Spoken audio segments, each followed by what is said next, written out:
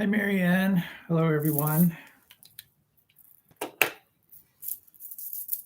Give it a couple minutes before we start. I figured since I saw a few people in the room, I'd go ahead and sign on.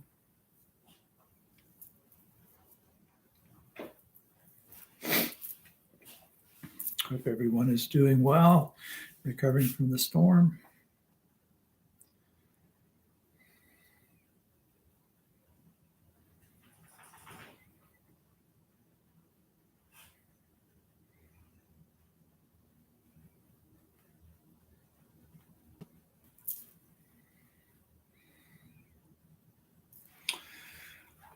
All right, we'll go ahead and begin.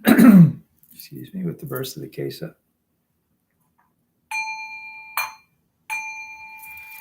Vast is the robe of liberation, a formless field of benefaction. I wear the Tathagata's teaching, freeing all creations. Vast is the robe of liberation, a formless field of benefaction. I wear the Tathagata's teaching, freeing all creations. Vast is the robe of liberation, a formless field of benefaction. I wear the Tathagata's teaching, freeing all creations.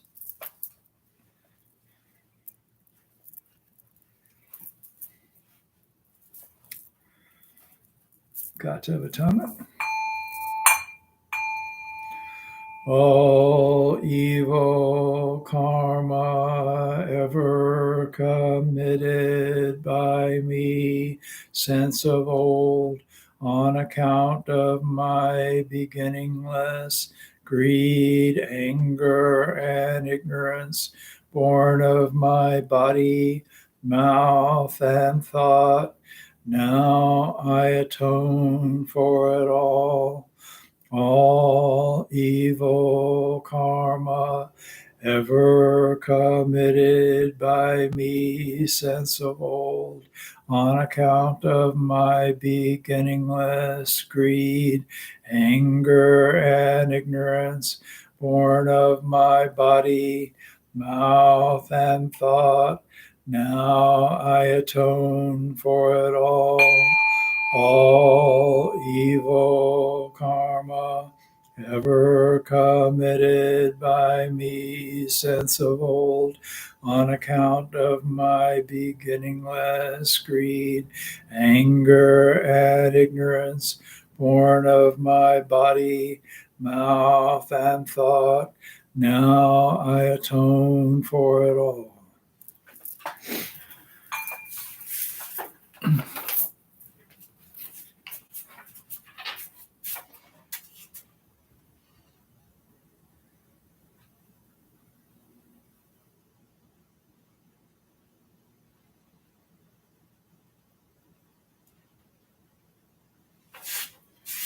Three vows.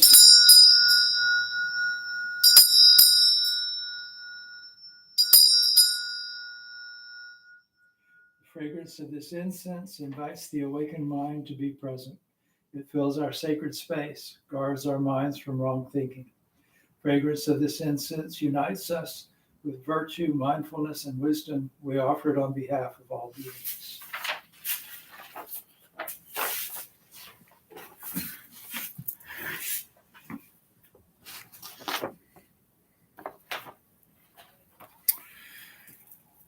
Homage to the Buddha.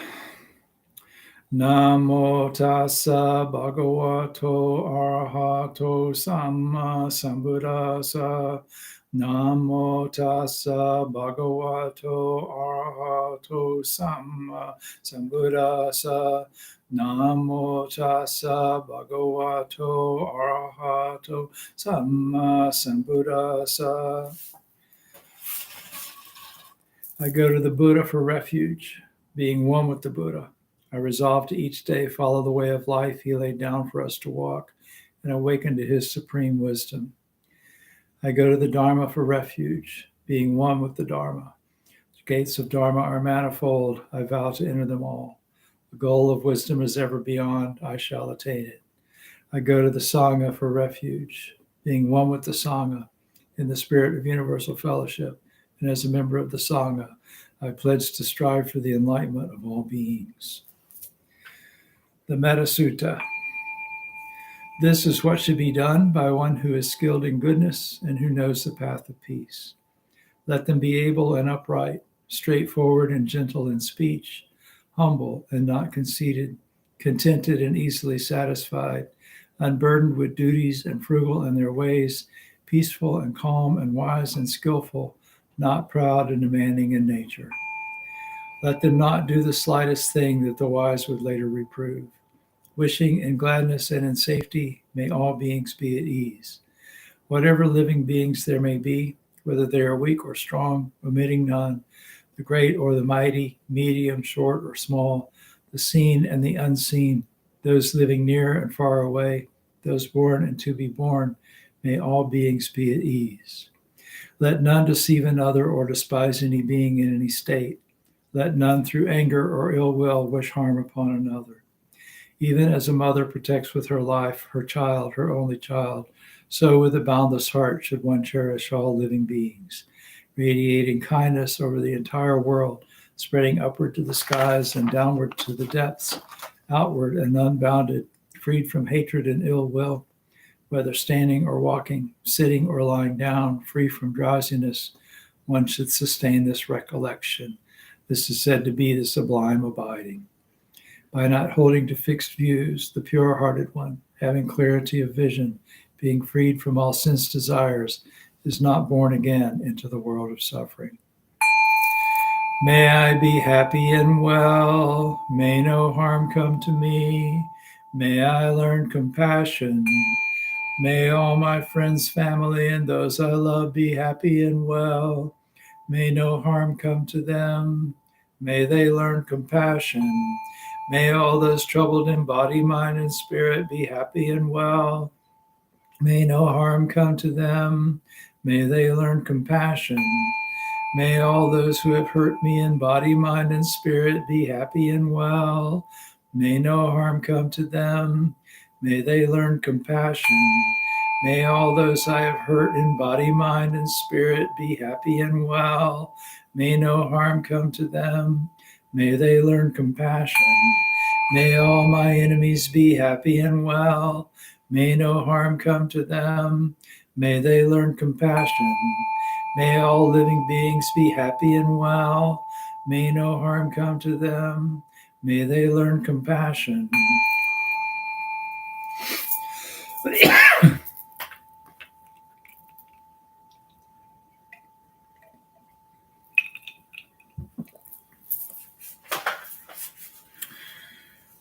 Sorry, the hurricane stirred up a lot of pollen or something. Or there's a lot of mold. Anyway, we'll do a guided meditation tonight, about 20 minutes. If you want to set your timer, I'll try to. I left my timer in the other room, but I'll keep an eye on it. It'll be about 20 minutes. And just a basic breath meditation, I think. So if you're ready, we'll begin.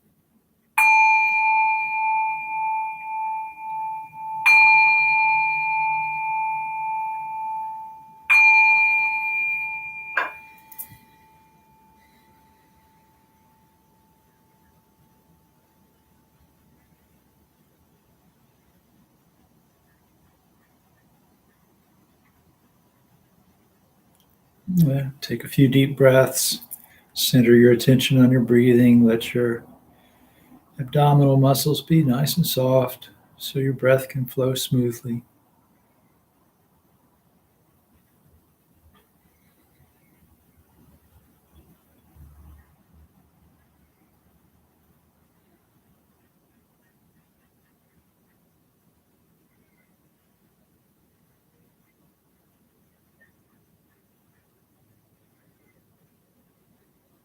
And let your breath settle into a comfortable rhythm.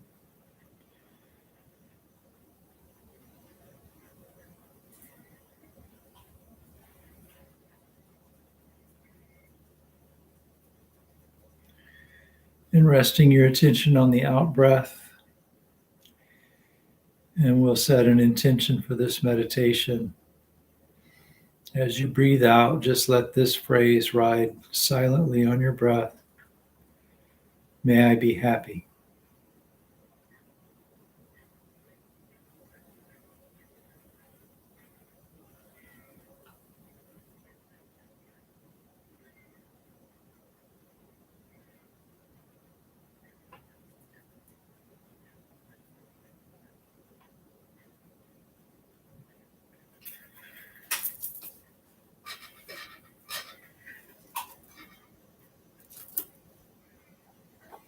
May I be free from animosity.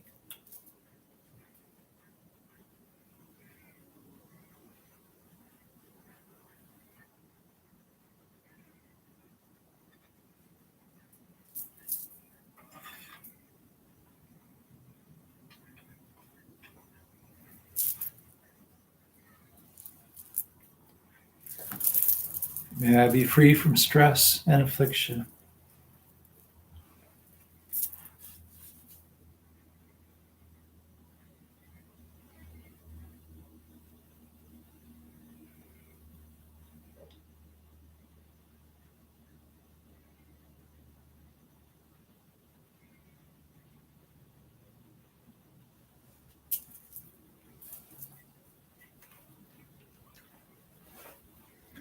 May I look after myself with ease.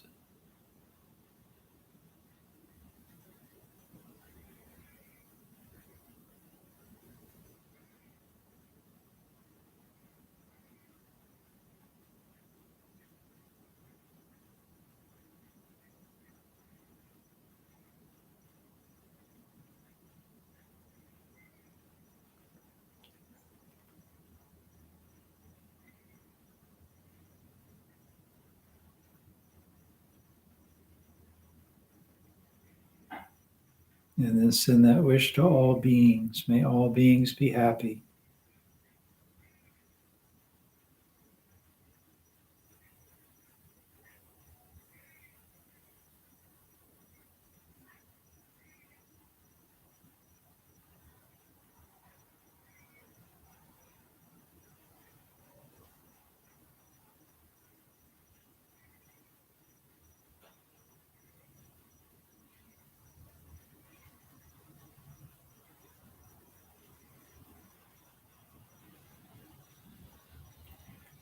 May all beings be free from animosity.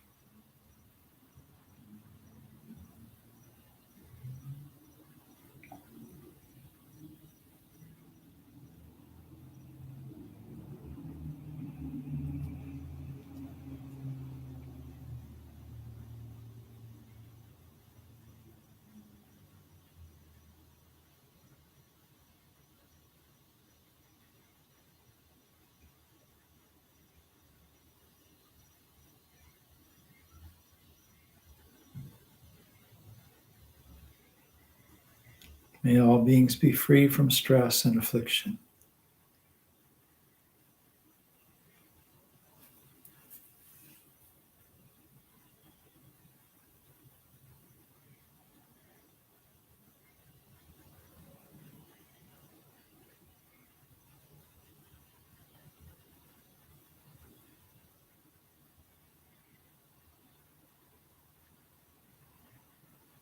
May all beings look after themselves with ease.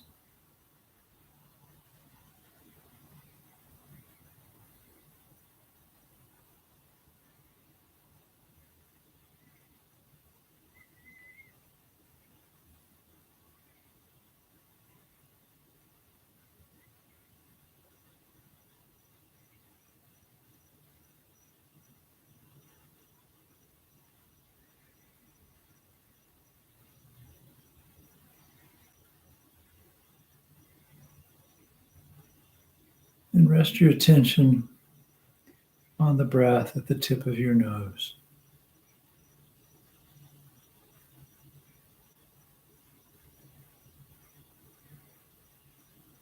And just focus on the sensation of breathing, the breath moving past your nostrils, over your upper lip. If your mind is very restless, you can note your breaths, bu-do, bud on the in breath, do on the out breath. Or count your out breaths from 1 to 10 and then start over. But if your mind is fairly calm and you can just concentrate on the sensation of breathing, you can just do that.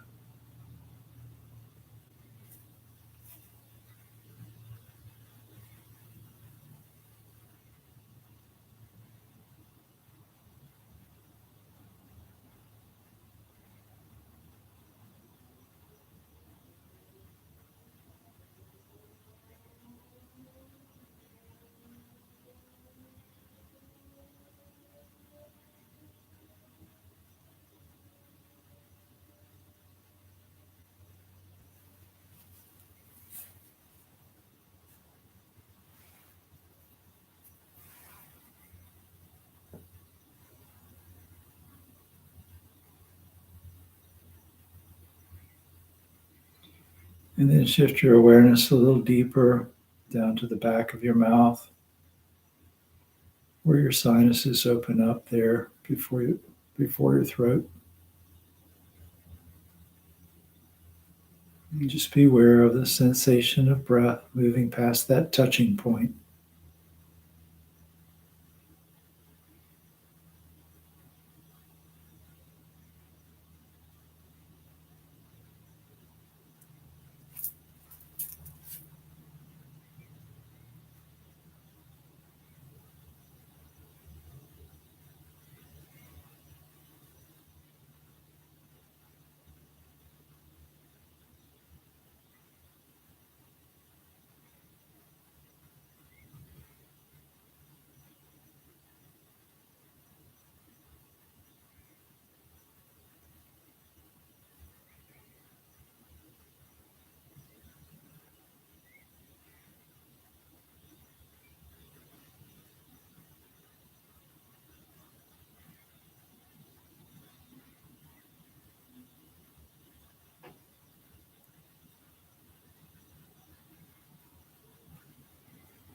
And then drop your attention down to the base of your throat.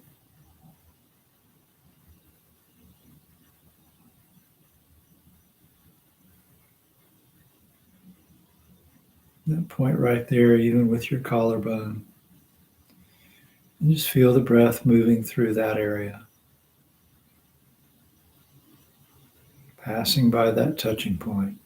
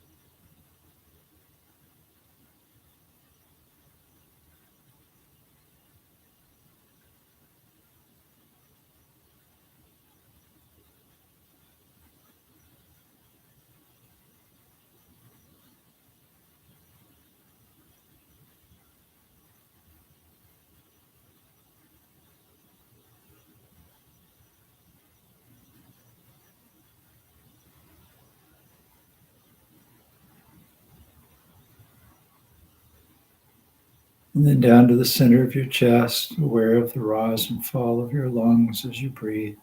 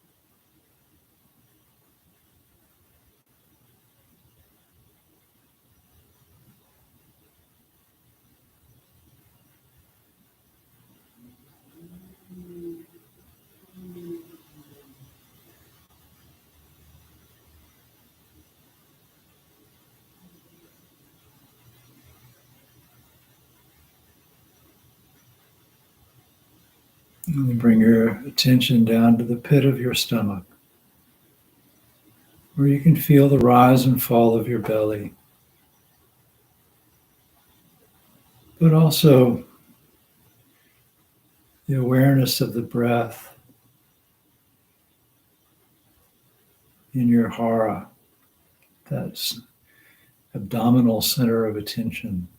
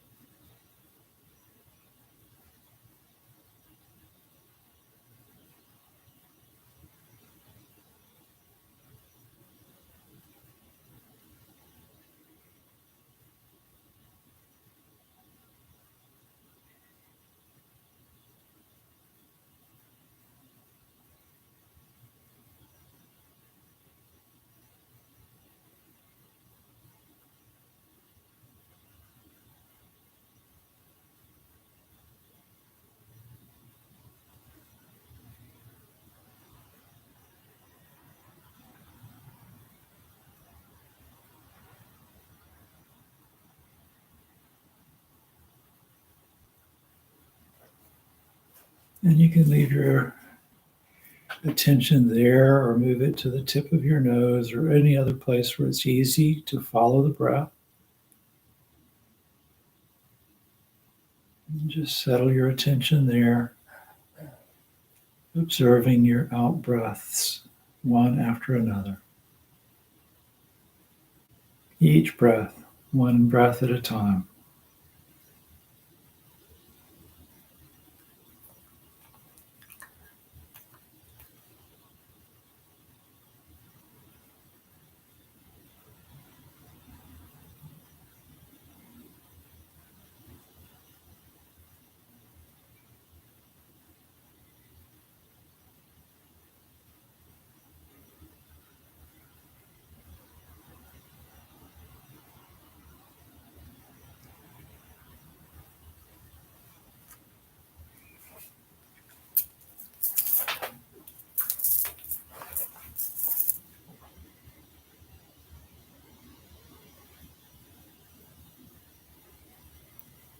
And you can scan your body with the breath if you'd like.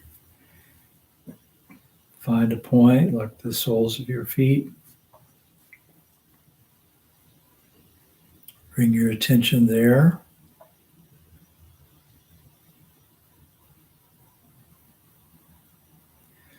So just notice whatever you find there, any sensations.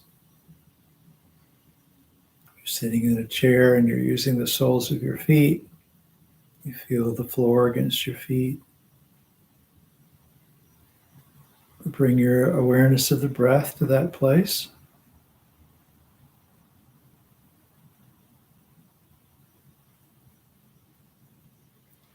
With some practice, you'll feel your breath there, almost as if you're breathing through the skin.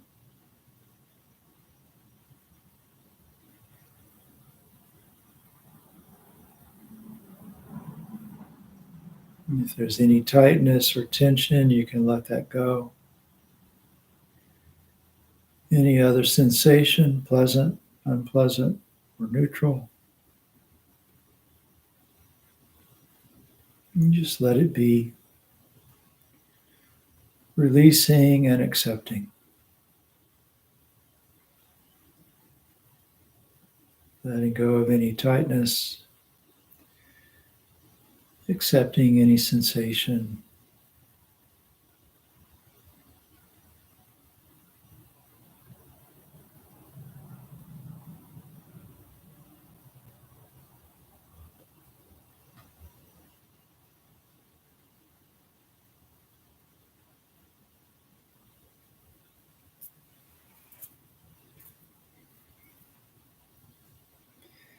And if you'd like, you can scan your entire body this way, moving up through your joints, ankles, knees, hips, etc. Or just going from point to point, using that sequence. Establish your attention there. Bring your awareness of the breath to that point. Let go or let be. Releasing, accepting.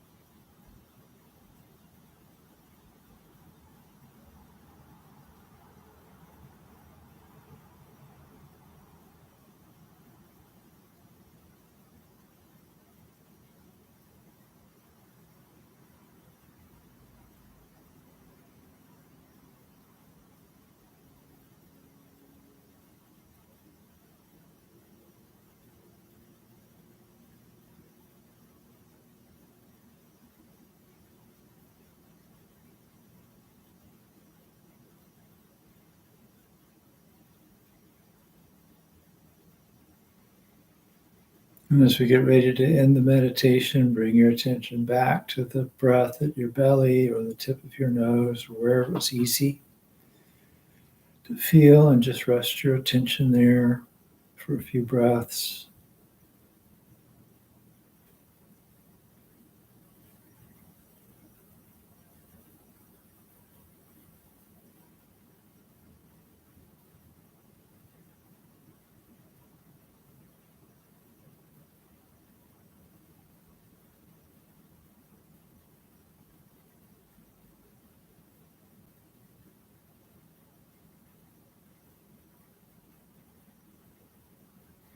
I'll ring the bell twice to end the meditation. When it rings the first time, just bring your hands together in front of your heart. And when it rings the second time, bow. And then take your time, but when you're ready, leave meditation.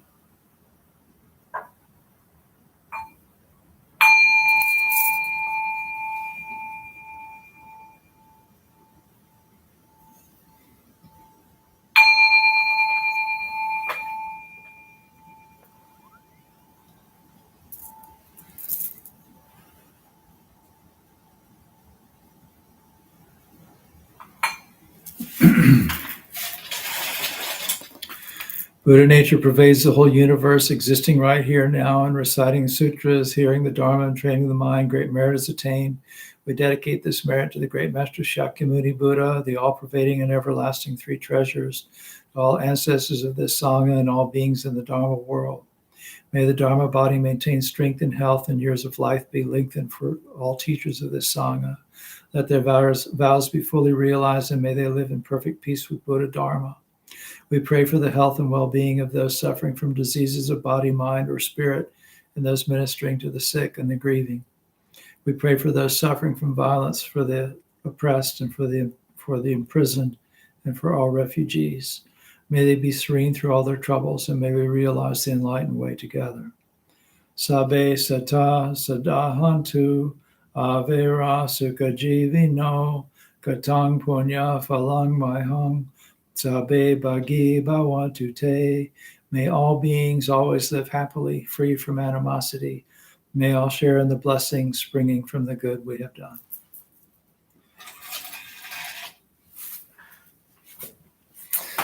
So who haven't I said hello to? I said hi to Marianne. Hello, shy, skinny guy. Chris, Daphne, glad you're all here. And those of you who have not said hello, I see your number. So thanks for being here. And if you look back here in a few days, you'll find that this will probably been 500 people watch this one. Whenever Dee Dee jumps up in my lap during one of these, that one gets a lot of views. And I know that those of you who are here didn't see that because you were busy. Hi, Justice. You were busy, meditating and not looking at the screen. But Dee Dee jumped up in my lap.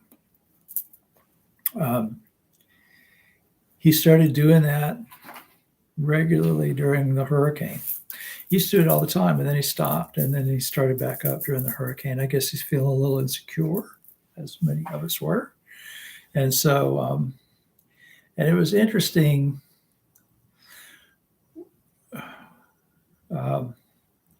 I've been, I take him for a walk, and then I have a cup of coffee. And while I was drinking my first cup of coffee, I would read a chapter from the book that we're reading for Thursday nights on the River of Fire, River of Water. And there's one chapter about the name Namu. The Nimbutsu is Namu Amida Butsu. And so saying that and also hearing it. And so it's a very interesting way of looking at it. And this has nothing to do with what I was going to talk about tonight, but it just, Dee jumping up in my lap reminded me. So it's the way it describes it, when you say the Nimbutsu, you are also hearing the Nimbutsu. So you're calling on. So, Justice, I'm going to answer that question. Let me finish this. So when you're calling on Amitabha Buddha, you are also hearing Amitabha Buddha's call. And so I just read that chapter, and I thought, well, that's really interesting. And then I'm sitting here meditating. I meditate facing the altar in the morning. And I become aware that Dee Dee is down, like standing between my feet, trying to get my attention. And so, sort of patted on my leg, on my lap. So I have to jump up, he jump up and I can catch him. And then I've sort of got him, so he's safe. He can lay down and nap. He never stays the whole time, but he'll stay for 5 or 10 minutes sometimes. And so this happened, and I was just like hit with this awareness that's kind of like saying the Nimbutsu. You say the Nimbutsu, and then you have this awareness that you are received and that there's a safe place for you to be. Wow, it was really profound. Anyway, so before yes, does Dee Dee have Buddhi nature? So the first koan you get in traditional koan practice is called Joshu's Mu. Did I talk about this recently? I've talked about it somewhere recently, but I don't remember where. And the koan is that Joshu is addressing this monk. He's getting on his case about something or something like that. And as he's talking to the monk, a dog walks by. And the monk says, does the dog have Buddha nature? And Joshu says, Mu, which is kind of like saying no, not exactly, but sort of like saying no. That's wonderful, Janet. I'm really happy to hear that. Anyway, it's kind of like saying no. It's more like saying not. It's sort of a negation. And so the koan isn't, does the dog have Buddha nature? Because so depending on kind of what tradition you're looking from, either all living beings have the seed of enlightenment present And therefore, of course, the dog has Buddha nature. All beings have Buddha nature. In some ways of looking at it, everything has Buddha nature. The Buddha on that level becomes sort of almost like the grounded being that Thomas Merton talked about. And so, of course, the dog has Buddha nature. So why did Joe Shu say moo? And that's the koan. So anyway, I'm not going to try to answer it. You have to answer it for yourself. I'm so happy to hear that the cat comes to listen to me. So I'm sorry that we're not at the church tonight. Those of you who like to meet in person. As of last night, there was still no power there, and it was kind of not explained why. There's no visible reason for there to not be power. There just wasn't. And so apparently as of about 3:30 this afternoon, power was back, but they didn't know yet about internet. So by that point, I'd already sent out the thing that said, well, let's just do this anyway. So iced tea, by the way, in case you were wondering. My sinuses have been a little stopped up, I think, as a result of all the rain and stuff. Anyway, so hopefully we'll have internet there next week and we can return to in person. My internet didn't get back up until yesterday afternoon. So anyway, well, I'll let you know next week. Thursday nights, the usual schedule. I'm not certain about White Sands. I understand that there are people who've gone out there to clean up debris and stuff like that, and that it was so Justice, if I gave you the answer, it wouldn't be the answer for you. So you have to answer it yourself. And it takes most people several months of trying hard to come up with the answer the first time. So there's a lot of commentaries written on it. You're welcome to read them. It's actually probably of all the koans you could get, it's one of the hardest ones. I don't know why they give it to you first. I guess it's to, you can get through that. You can get through any of them. So, work with it. I'm not really trained in formal koan, in like giving people koans. So, but, I'll help you if I can. So anyway, we just had this hurricane, Ian. In case you're looking at this 5 years from now, I want to know which hurricane we're talking about. And also, tomorrow is Hiroshima Day, the anniversary of the bombing of Hiroshima during World War II. And I was thinking about these things, and I've talked about Hiroshima Day before, and this is not the first time, living in Florida, this is not the first time that I've talked about hurricanes in a Dharma talk. But it kind of reminded me of once upon a time I gave one of these talks, and I quoted the Pavatopama Sutta, which means irresistible force, or I've also seen it translated as mountain. I'm not sure. Anyway, the Buddha likened the inevitability of change, basically, to a mountain range, scraping the sky with rocky crags. That's the way it's written. And so that inevitability, he said, rolls over all living beings. Nobles, priests, and laborers, none can escape this truth. Nothing on earth can defeat it, not elephants, chariots, or troops, not magic spells, nor gold. So one who is firm and wise, seeing the true refuge, will set their hearts on awakening, on the teachings and the spiritual community. One who practices thus with body, speech, and mind is blessed in this world and afterward in the Pure Land.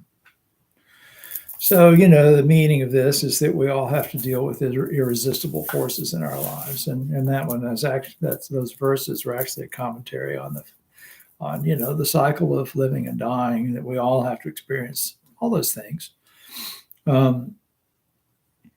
Usually, thank goodness, the difficulties that arise in our day-to-day life aren't hurricane scale, or certainly not atomic bomb scale, but we're all touched by change. We're all touched by difficulties.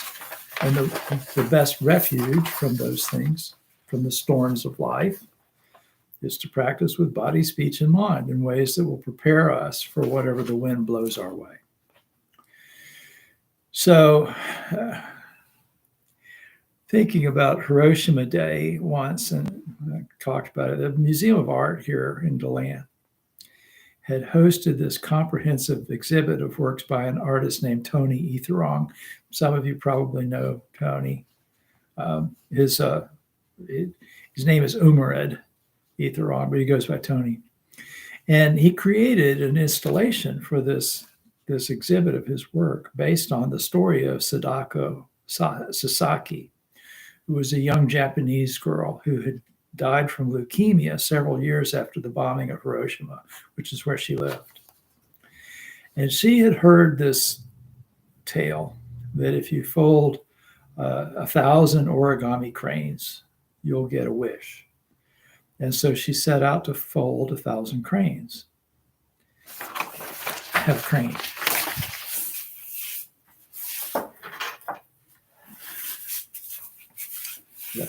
This is what we're talking about, origami cranes.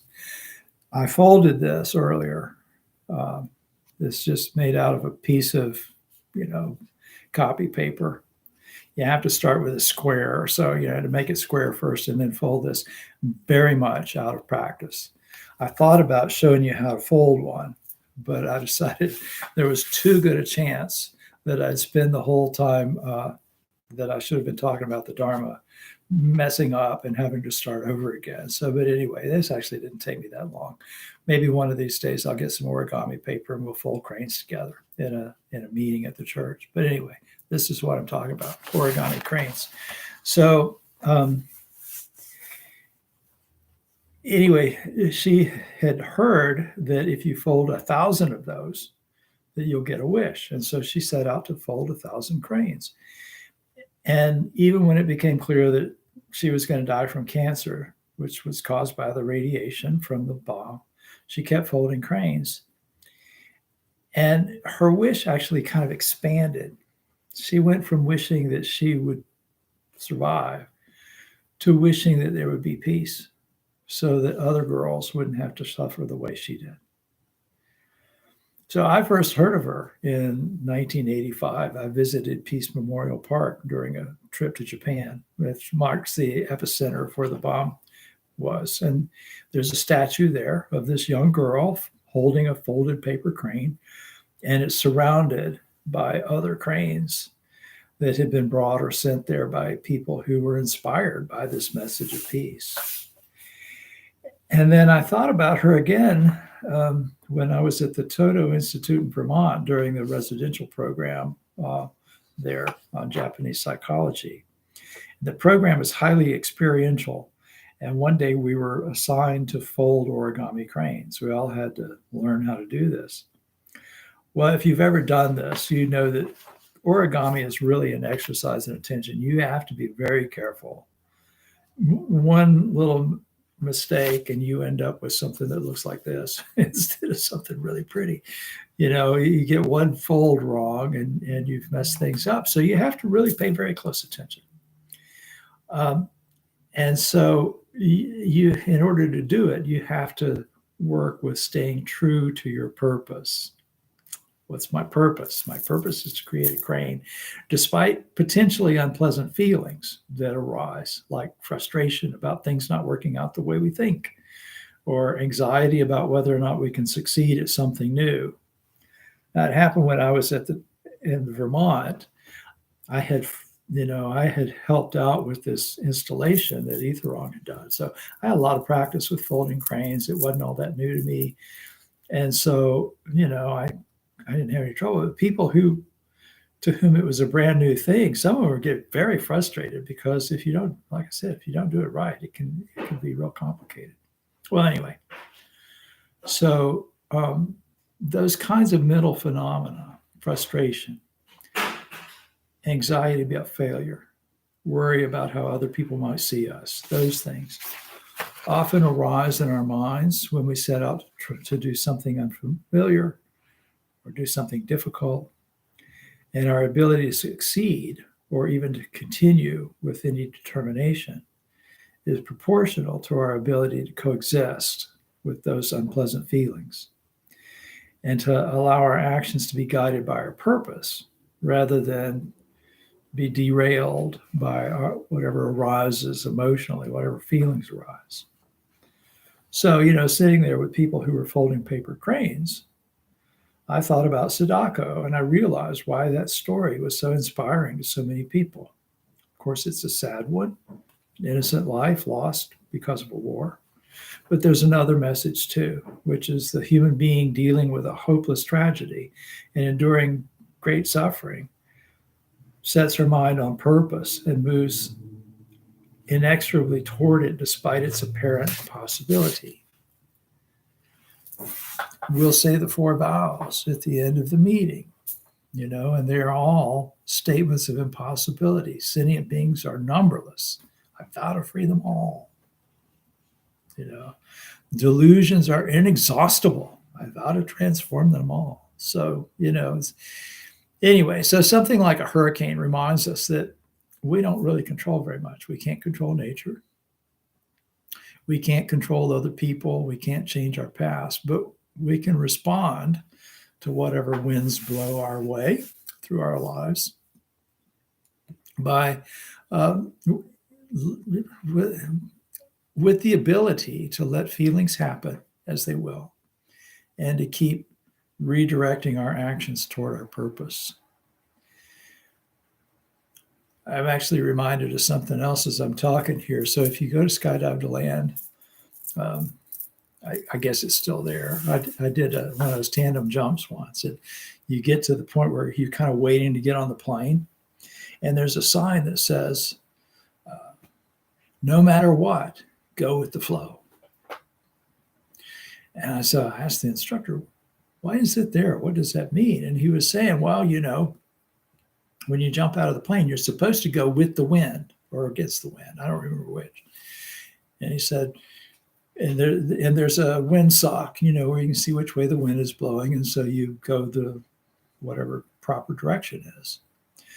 But if you jump out of the plane and everybody else is not going that way, they're going the other way, you go with the flow. Because if you don't, you're going to get snagged on other parachutes, and that's not going to end well. So, we know what to do. We look at the sort of the right thing to do, and then we deal with the conditions that we're presented with.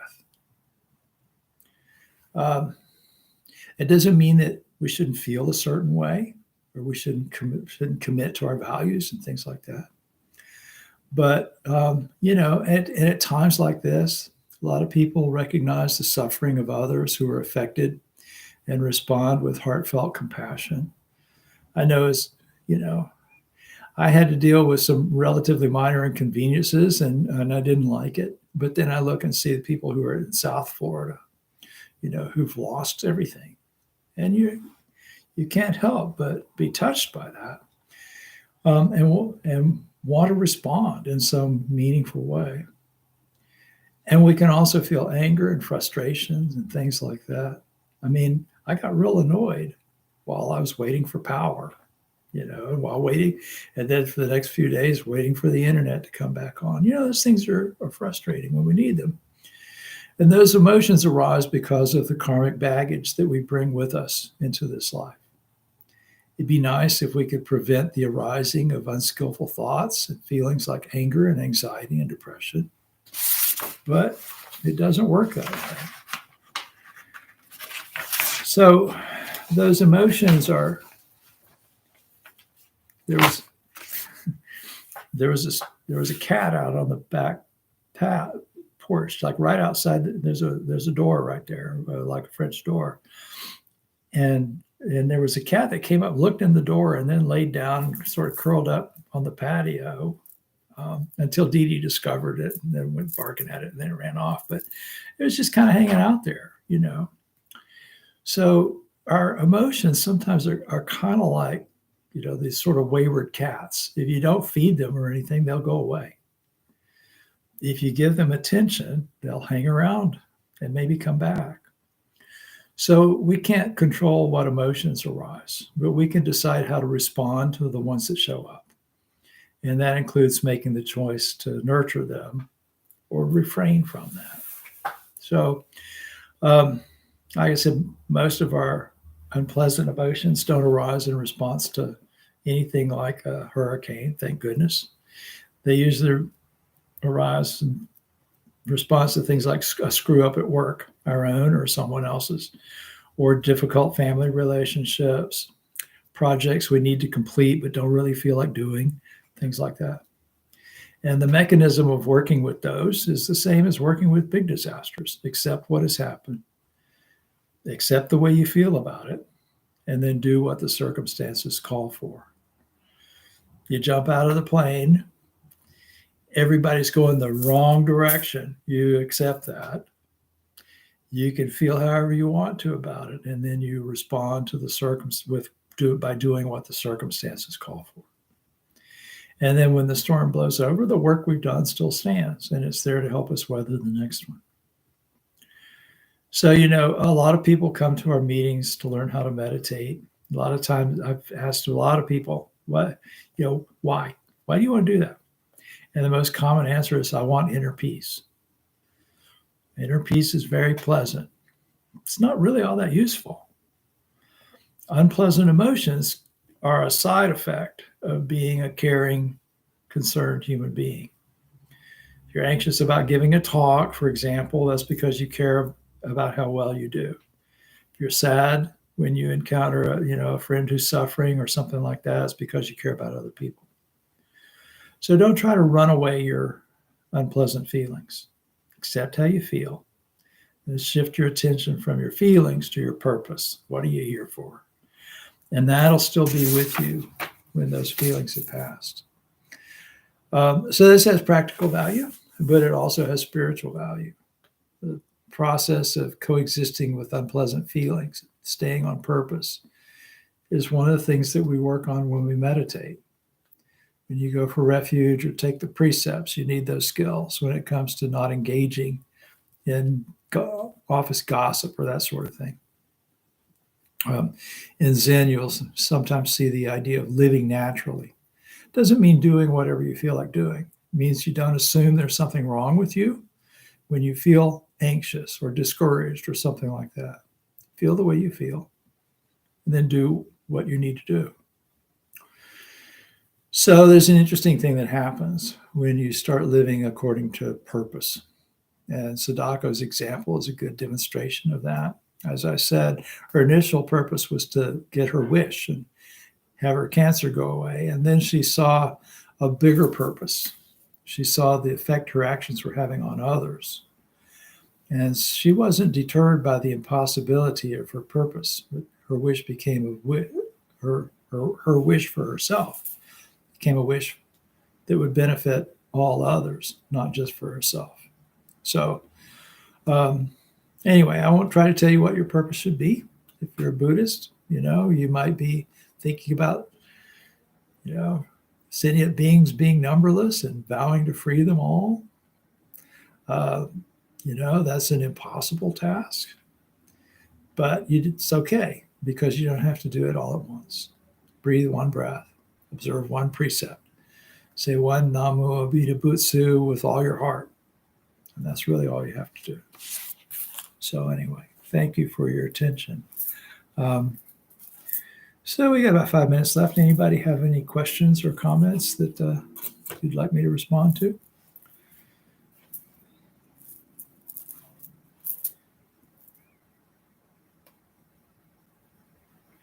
You're welcome. You're welcome. I'm glad. All right. Then we'll say the great vows for all.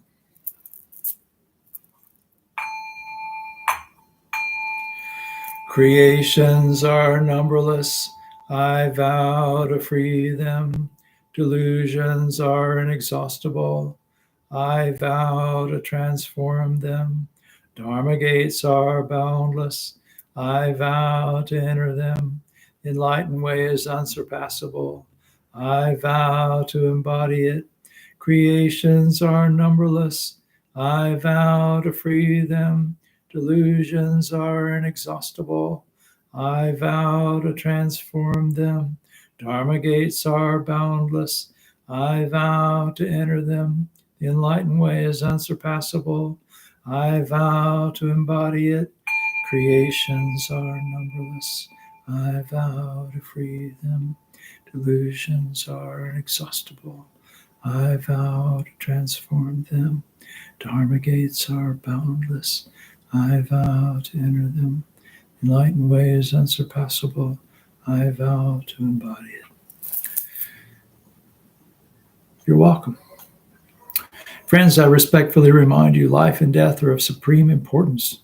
Time swiftly passes by and opportunity is lost. Each of us must strive to awaken. Awaken. Take heed. Do not squander this life. And I will see you again soon. Have a great night.